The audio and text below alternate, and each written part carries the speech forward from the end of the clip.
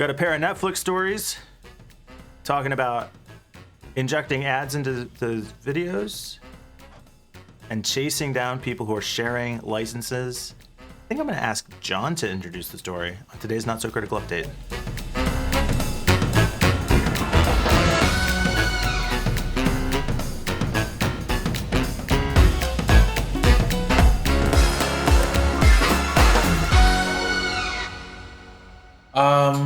Wow, kind of threw me in here. Just a left curve.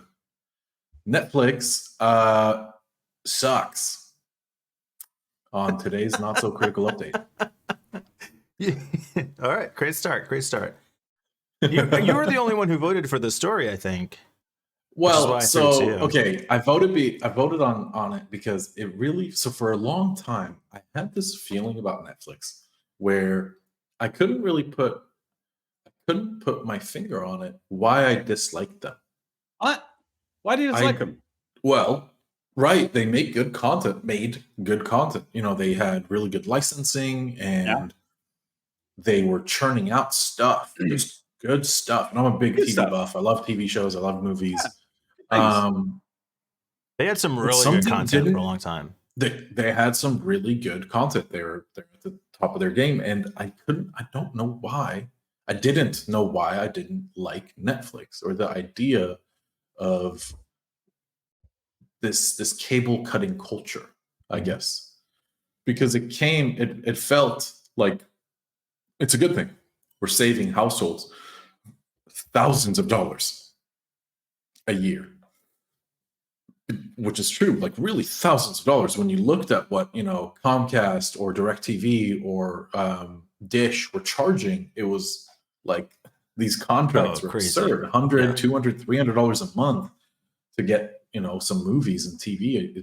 Very US-centric here, but I'll let it slip. Sure. And I realized that what Netflix actually was doing was, yes, they had some bangers, but they were also copying everything. Everything was copied. If you go back and look at a lot of the TV shows that Netflix came out in the last 10 years, these are not original. These were just taken from HBO or Comedy Central or Adult Swim or any network. And you're not talking about licensing. You're talking about they like copied the format. They copied the idea. Copied everything. The whole idea. That never bothered me. Different faces, different characters, different names. Right. I never originality. Yeah. And then I guess I also called the early on, you could almost see what was going to happen, and it came as a trickle at first. First, I believe after Netflix, it was Hulu. Then Amazon came on board. Yeah. And now you have 6, 7, 8 subscriptions that you're paying to. People are fed up. Yeah, I've been a cable cutter for a long time, and you kind of covered the gamut of the problems. One is when you give up your cable package, you're still paying the cable company for your internet access, almost at least half, if not more, of that same amount anyway. Netflix and Hulu both used to be early on, like those were your two choices, right? And the challenge with Hulu especially was that they would have licensing deals come in and out. So sometimes you could watch a show and then it would disappear and you get some other show. And I found that to be really frustrating. Right. Netflix was very solid for a long time, but now there's so many. The problem we have now is basically we got what we wanted with cable. Everybody wanted unbundled packages. Yeah. And congratulations, you've got it. Now you pay $6, $10, $15 for every single channel that you want. Right. Okay. So there's ways around this, and I understand that. But can I just point out one thing, the US-centric thing? One thing that you guys may not be familiar with, personally, the actual creation of this good content, that was new to me. So it was the only way that I ever got to see stuff like this was through movies, big blockbuster movies with big budgets behind them, or small indie stuff, things that were done really, really well. The idea of a TV series with incredibly high quality episodes recorded over time was completely novel to me. There were just, because in the UK, well, we do have this. We have things, it's still being done with stuff like Sherlock, and that's just, lots of really, like, the BBC is excellent at making, but there are only 6 episodes per season. So the whole thing about a US company coming out and providing massive, long. When I find something I like, I just want more of it. I just want, like, The Lord of the Rings is perfect for me. It's 3 massive books which just talks about elves and dwarves and shit. I love it. Like, it's brilliant. And it just goes on and on and on. And BBC is not very good for that because they're really short.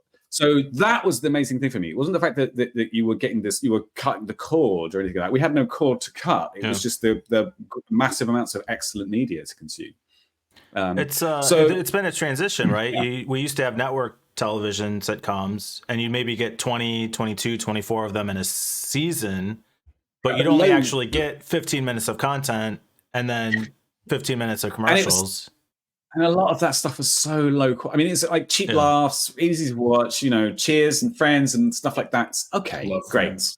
Yeah, I love it too, but it's not like deep, thoughtful stuff that's going to make you cry. It's it's brain melter stuff. Sure. Yeah. So I feel like the sweet spot is 10 episodes seasons. Yeah, that sounds like every Netflix show ever, and then they release all the fucking episodes or all the episodes of a season. I love it. As a bang, just right there. Used to. Now the trend is to start dripping them out again. Yeah. The other totally new concept was without advertising, you could make each episode as long as you like or as short as you like. It didn't have a fixed time. It was on a there was no timing, scheduling. Yeah, it was if it needed to be longer for the sake of the narrative, make it longer. Yeah. If you needed to end it earlier because that's where the natural cutoff point was. That was just so mind blowing at the time. But let's go back to Netflix sucking. Okay, right. But also, biggest reason I dislike Netflix and Spotify is I don't like subscriptions. I like owning my mediums. We've talked about this at length. My fucking music. Yes, your music. Oh yeah. Another reason to say fuck Google. I know. I actually don't have any problem with what Netflix is doing on either of these stories. Adding commercials or hunting down password sharers. But this is the problem of a publicly traded company that has a gigantic board that only want more. And near full market saturation. It is exactly. It is consumerism at its worst. Netflix is drowning and they don't know how to get out of the water. Pair that with just an overall economic downturn that is now coming down on us, crashing down on us. Go look at the stock market, you guys. It's not looking good for Netflix. Brutal. Okay. Can I make another point? The super interesting thing to me personally about this situation with Netflix doing ads is that they can instantly turn on hyper-targeted ads because they already have so much data about you and what you've been watching and what you like and when you watch it and who in your family watches it and how many people are in your family and everything about you. It's so detailed and it's great for them. But, they don't have to buy show me ads that I enjoy and care about and things that are totally relevant to me. That's awesome. You don't find it in any way intrusive into your personal life. If I've got to see an ad, I want to see one that is applicable to me. Right, but it's not going to be applicable to you, right? Because at the end of the day, Peter, you're totally right.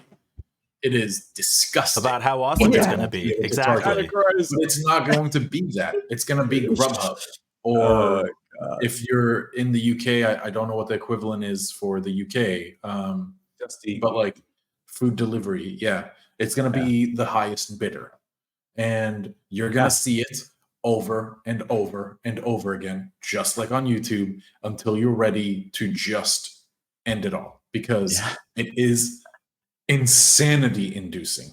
Yeah, fuck it is, man. Oh my god. One ad. I don't go on Twitch often, but when I do, it is the one place where I haven't messed around with uBlock enough to get the ads. You know a couple of Twitch streamers? I would have thought you'd be on there all the time. Like no Twitch streamers.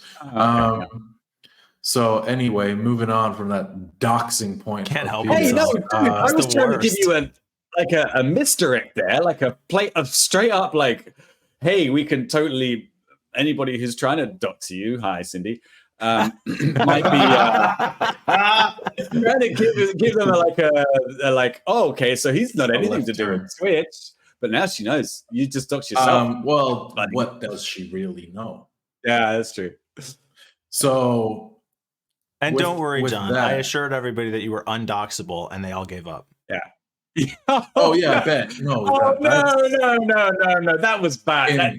In that case, what have you done, Mike? What have you done? Let me tell you guys about my birthday, my mother's maiden name. Anyway, so when I go on Twitch and I get an ad, they're 30-second ads, and I click out. I leave. I cannot take it. Oh yeah, no, that's terrible.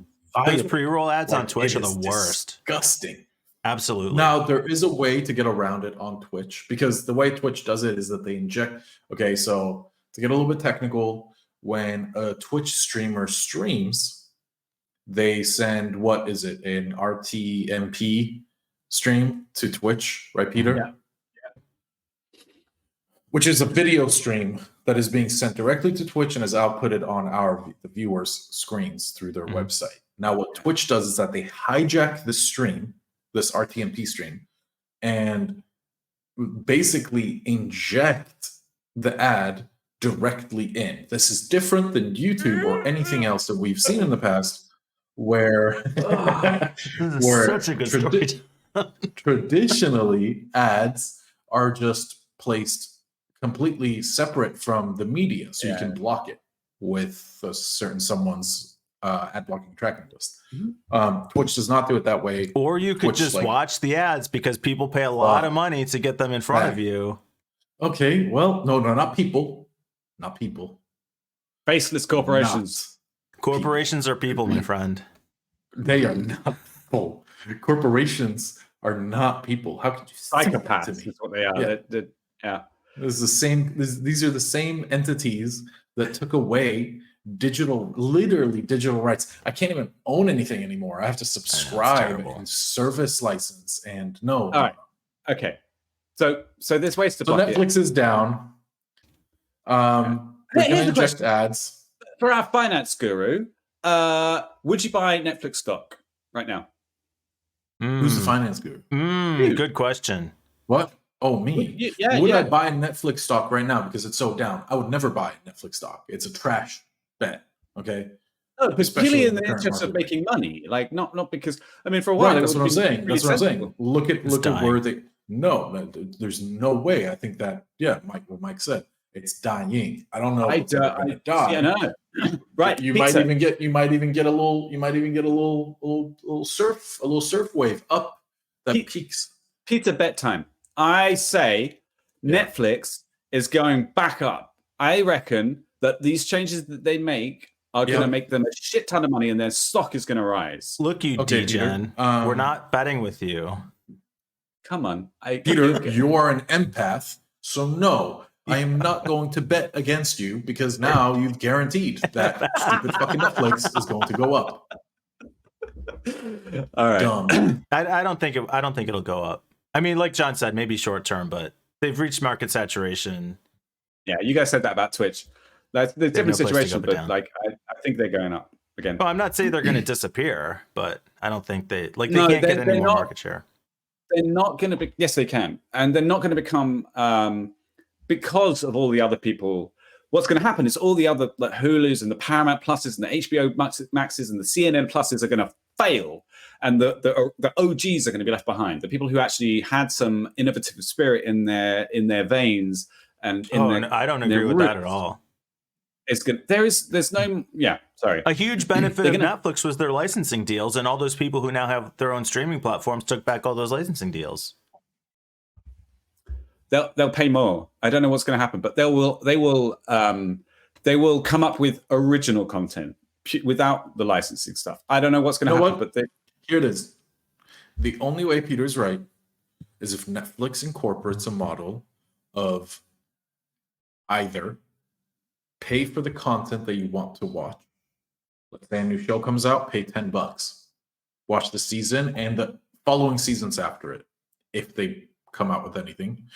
Or a easily accessible start stop, restart subscription model where which I can do, of course, now. I can start it, I can cancel it, I can start it again, but like promote it that way as a like non-binding start, like even do a 3-day subscription for $3 or whatever. Oh, I like that. Yeah, that I could imagine that would work really well because you have an account, you have your banking details saved, everything is super convenient. You don't even need to go to like the restart subscription page. You just go to the show and say, I want to watch this. It prompts you, do you want to resubscribe for 3 days to watch this? Yes, go watch. That's the only way I can see it work. Again, fuck Netflix though.